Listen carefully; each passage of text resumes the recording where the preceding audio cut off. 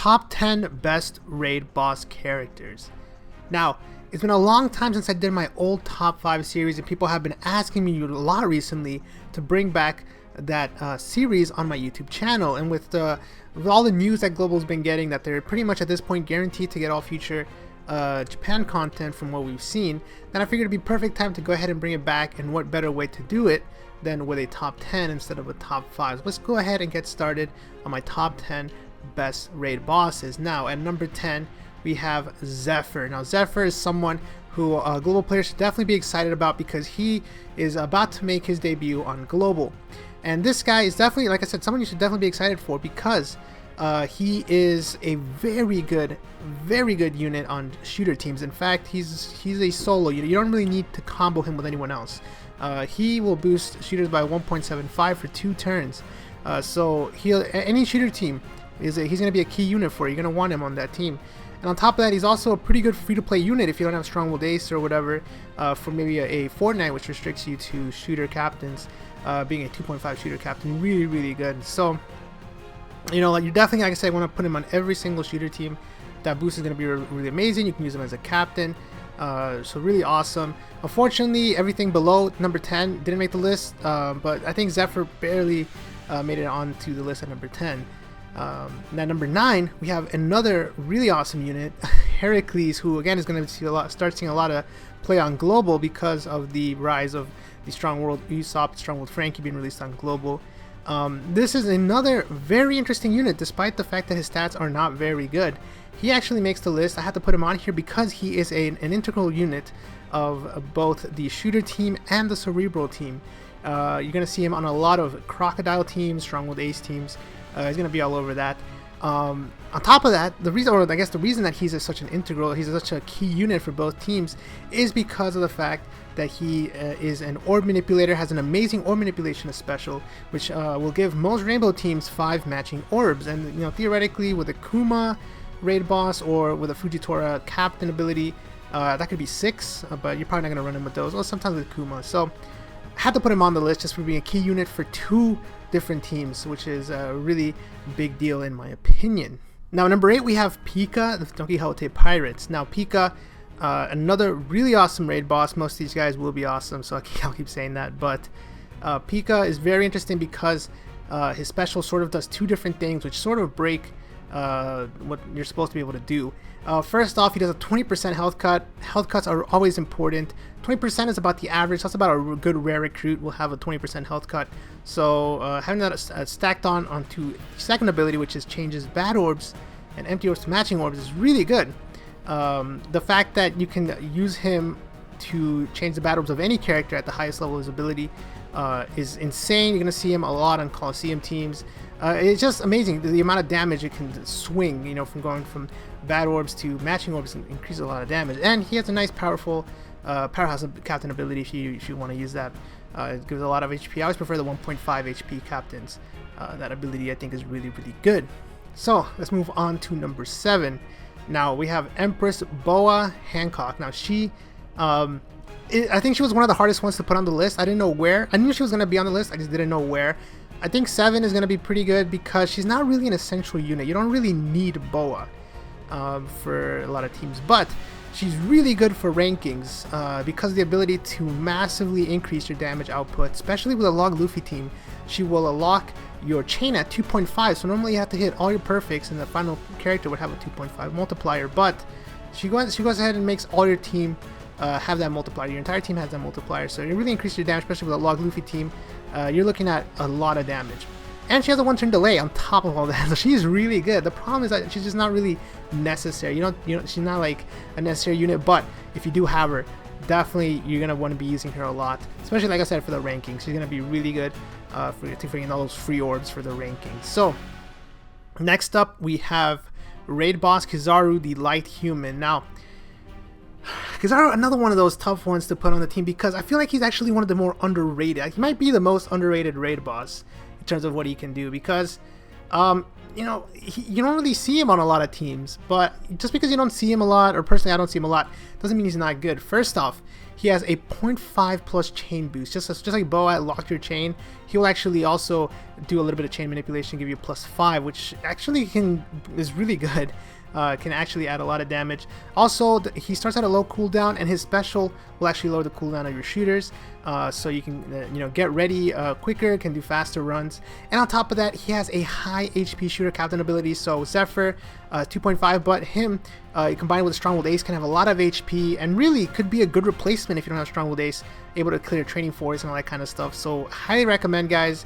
Do not sleep on Kizaru. I think he's very underrated at the moment, and I think he's very good. Now, next up is Tyrant Bartholomew Kuma.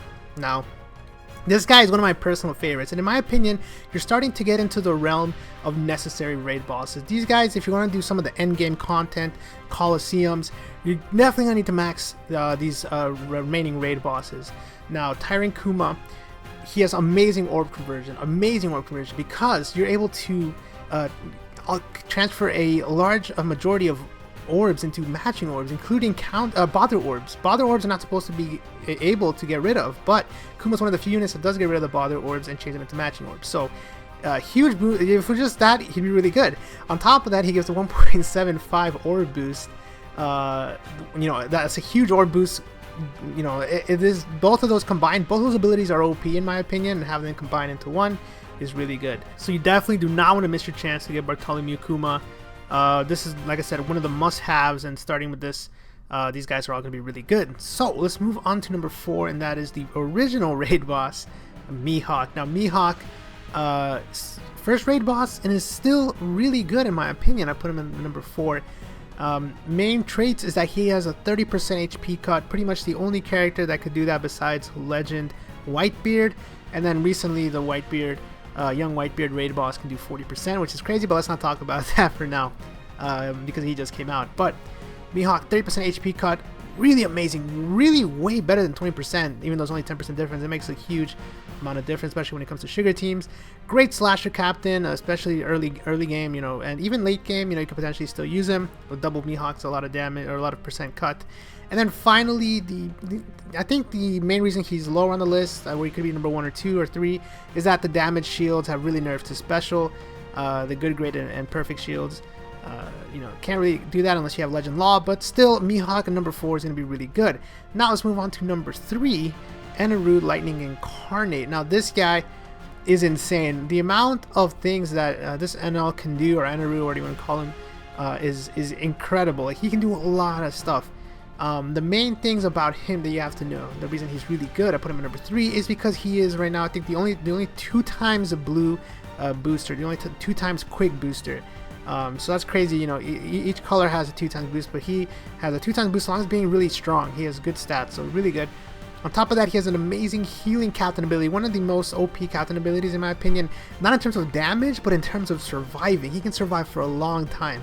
And then also it greatly lowers your crew's HP, so you do have to keep that in mind. That is pretty much his main downside, is that his special does deal a lot of damage to you. But you can compare him with the Legend Marco, and you can have a great sub, or you can use him as one of the, in my opinion, one of the better captains in the game. So definitely do not sleep on NL. Now, number 2, Sabo. I just had to put him at number 2.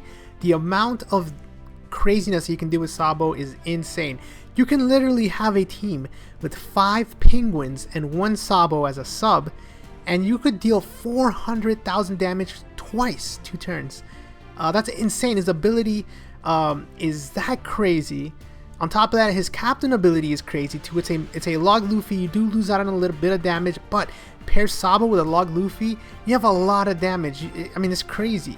Log Luffy, of course, the number 1 character in the game, but Sabo is being a little bit of a downgrade, still really good. Amazing special, unique damage buff. The only problem with him is that his special damage is capped, so for some stronger teams, you're going to want different kind of subs, but for a majority of the weaker teams in the game, definitely going to have Sabo on the team, because he's going to really increase the amount of damage you can do by huge multipliers.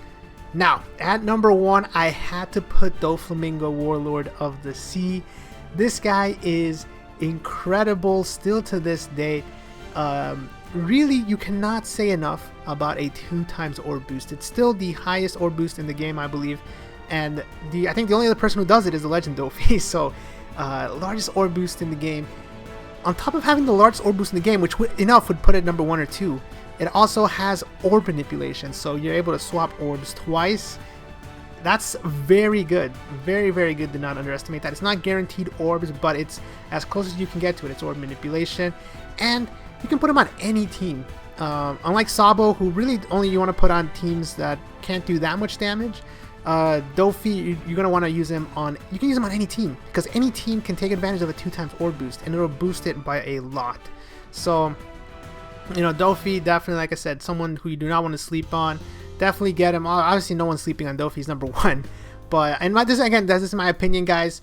I do think Dofi's really good. I think all these, like I said, the top 5 are must-haves, and the bottom 5 are sort of more unique, tailored to certain teams. So, with that said, guys, hopefully you enjoyed this top 10 video of the best raid bosses in the game. I know there's some raid bosses that didn't make the list. All the raid bosses are really good, in my opinion, but again, it was a really tough list to make.